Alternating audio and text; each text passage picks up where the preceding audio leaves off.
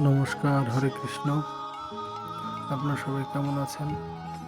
ভগবান শ্রীকৃষ্ণের 5252তম জন্মদিন উপলক্ষে যারা উপবাস আছেন সবাইকে অসংখ্য ধন্যবাদ এবং অভিনন্দন রইল।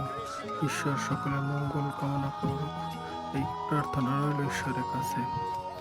আপনাদের সামনে সাবুদানার একটা রেসিপি শেয়ার করলাম। যারা বিশেষ করে নির্জল উপবাস থাকেন তারা এই ভিডিওটা দয়া করে দেখবেন না, এবং যারা অসুস্থ এবং নির্জল উপবাস থাকতে পারবেন না শুধুমাত্র তাদের জন্য এই ভিডিওটা শেয়ার করা হলো।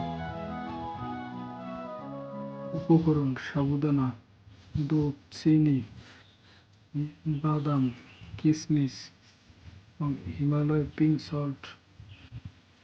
লবণ বললে ভুল, যেহেতু এটা পাথর থেকে তৈরি হয়।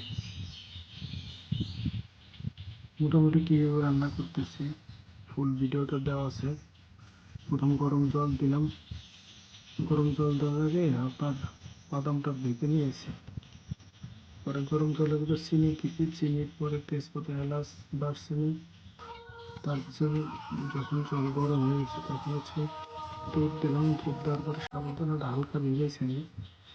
যেহেতু জলের পরিমাণ একটু ঘন রান্না করবেন, যারা পাতলা রান্না করবেন তারা বেশি সময় জলে ভিজাবেন, তাহলে সুবিধা হবে।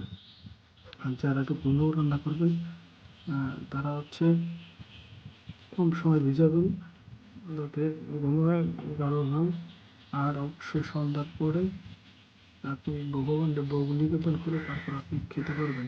যারা অসুস্থ আর কি, বিশেষ করে যারা নির্জলা থাকতে পারবেন না তাদের জন্য। আর যারা নির্জলা থাকতে পারেন তাদের অসংখ্য ধন্যবাদ। হরে কৃষ্ণ।